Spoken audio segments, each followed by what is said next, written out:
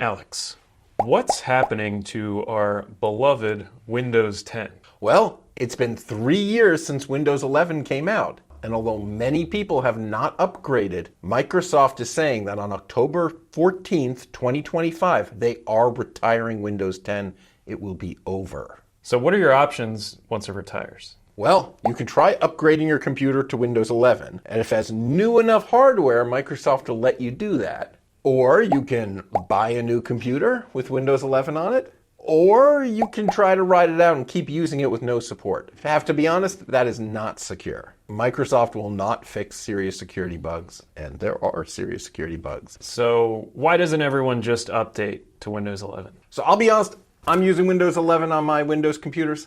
I like it, but the complaints are valid. Number one, the telemetry. It sends information back to Microsoft. It's supposed to be stats to improve your experience. Number two, Microsoft put ads in the start menu. You can turn them off, but you have to go find the settings and turn it off. It really is obnoxious. Number three is that Microsoft works really hard to force you to make a Microsoftcom account instead of just an account on your computer. They really, really want you to use OneDrive and cloud storage. And that's why they're forcing it. Then number four, which is probably least important, but oddest, is that they broke the start button. Are there any security or privacy issues other than the telemetry with Windows 11? So I think Microsoft is in fact working hard to make Windows 11 safer, especially from other companies. Make sure that other people besides them aren't spying on you. Although of course their track record is so far from perfect. I mean, it was just this year they had that recall disaster where they were playing with adding to Windows 11 that it was saving screenshots and every bit of text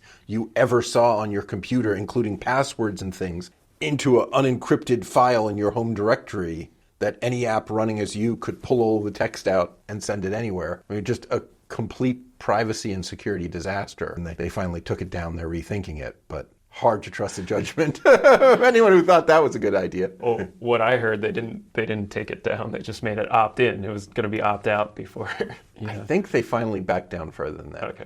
So are there other reasons people don't upgrade? Well, yeah. So Windows 11, they set these high hardware standards, and they're not letting a lot of computers upgrade. So, Microsoft's answer is, well, it's time to buy new PCs. But machines are working fine. People want to keep using them. We can't keep dumping machines that work perfectly well every couple of years. How does that differ from what Apple does with OSs? Right. So what Apple does is a little different, right? They're doing operating system releases every year, and they support every Mac they have made for usually the last 7 years. I know lots of people put it off for a year or two, but yeah, something like 80% of people are no more than one version behind on Mac OS. They're not charging any money for the upgrade. They really expect you to upgrade to get the latest thing. For Microsoft, of course, a little different because they're not the ones actually selling these PCs. So they don't really have that ability to draw a strict line of we support everything made in the last 7 years the way Apple does. Why do they even retire the OS? It actually does cost Microsoft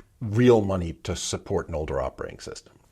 Here at Speedify, we're a smaller company. We're only about 30 people. And we still have one full-time developer at any given time just dealing with other company software updates that we have to handle, right? A new version of Ubuntu, a new version of Windows, new rules in the App Store. So we support releases for 2 years. And that makes sure that everybody is, staying at least close to up to date. If everyone upgraded to Windows 11 back when it came out, would they have been safe from the Crowdstrike crash? No, sorry, actually wouldn't have helped at all. If everyone upgraded to Windows 3.1, they would have been safe, right? That's right.